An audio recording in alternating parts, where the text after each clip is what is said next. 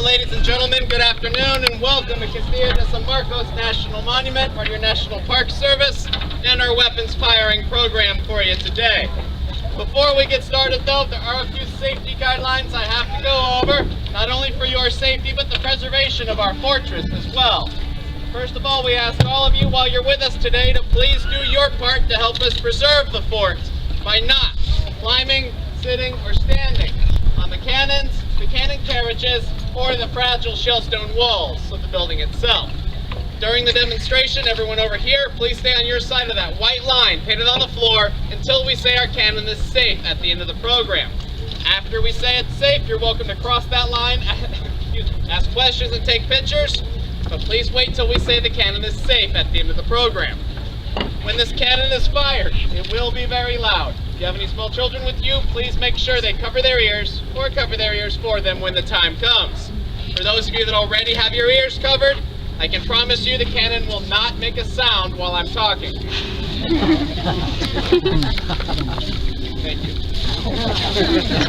Ladies and gentlemen, the cannon we're about to fire for you today, this cannon historically was actually called a 6-pounder iron gun, meaning it fired a ball that weighed 6 pounds.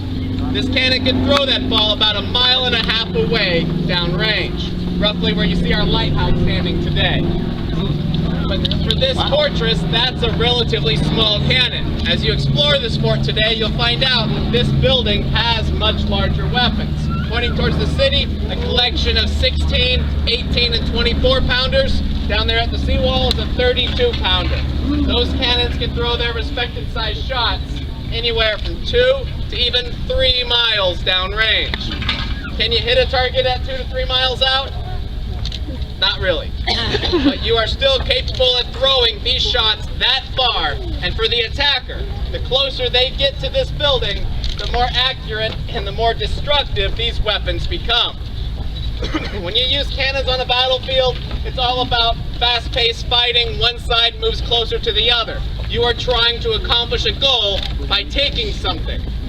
So on a battlefield, it's all fast-paced. It's really, really quick. In a fortress, your goal is to sit here, and stay in control. Fortress combat, the best way to describe that is really like a long, thought-out, well-played game of chess, where you just sit there and wait and see what happens next. So on a battlefield, firing rates with artillery is about 45 seconds between shots, one shot snapping right after another.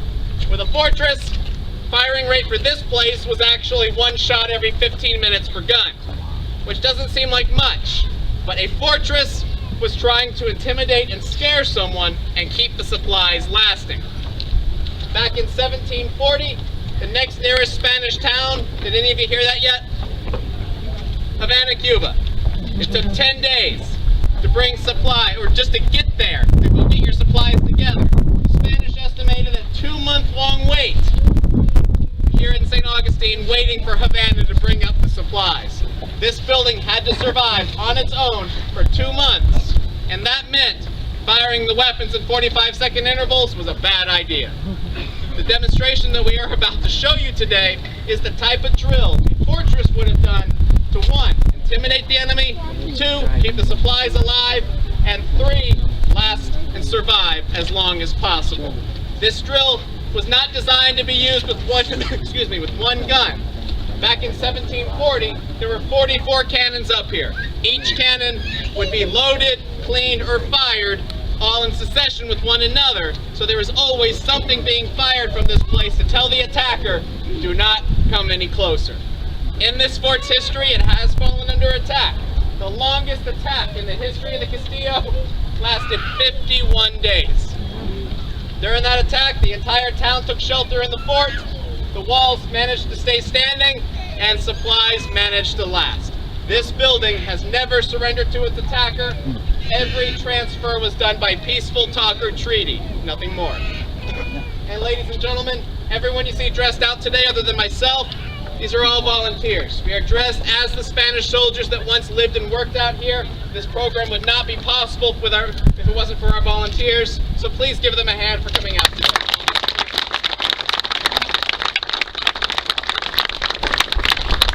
Because we are dressed as the Spanish soldiers, we will call the drill speaking speaking in Castilian Spanish, but I will say cover your ears in English when the time comes. I hope you all enjoy this presentation, and thank you all for visiting with us today.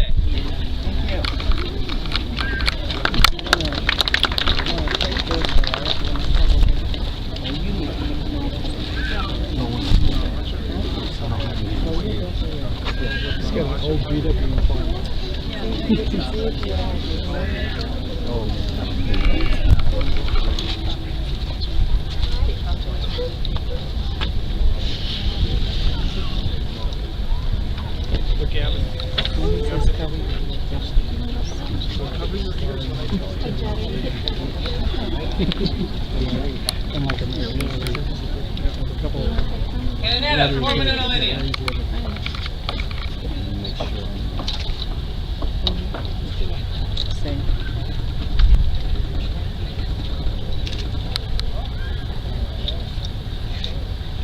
Adelante, don Quiñón.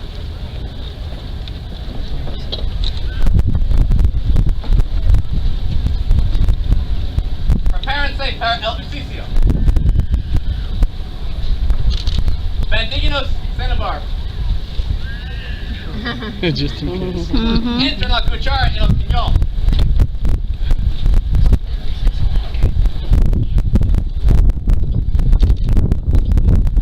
Para que nos que se está cargado.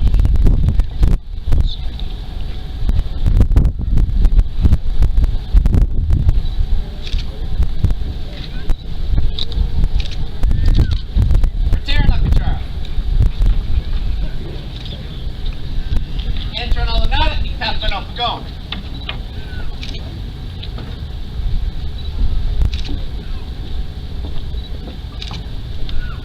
Pasan la nada en el piñón.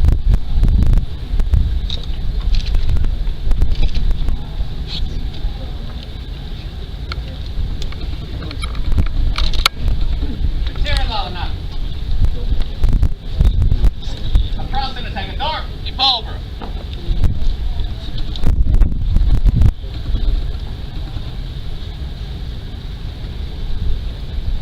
Entren en el piñón.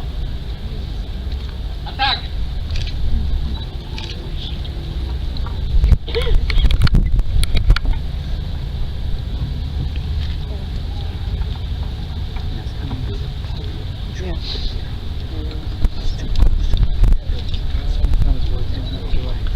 Atagador, su lugar.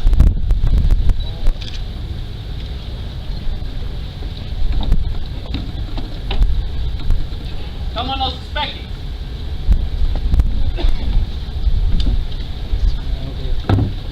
Pónganse a poner batería en el piñón. Tienen una batería.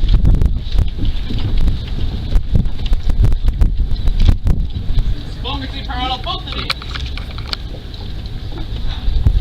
Aposten.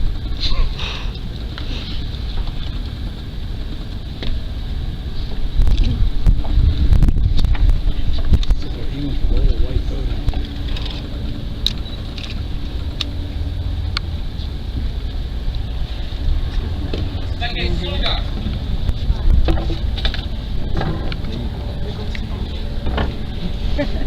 Seven y Cuban, go. Tomen el bar fuego.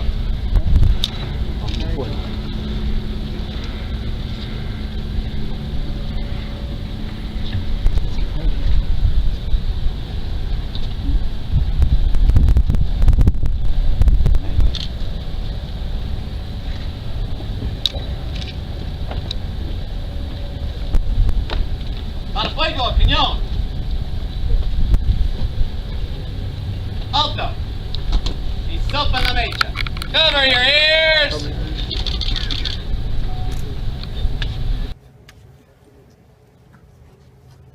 Fuego.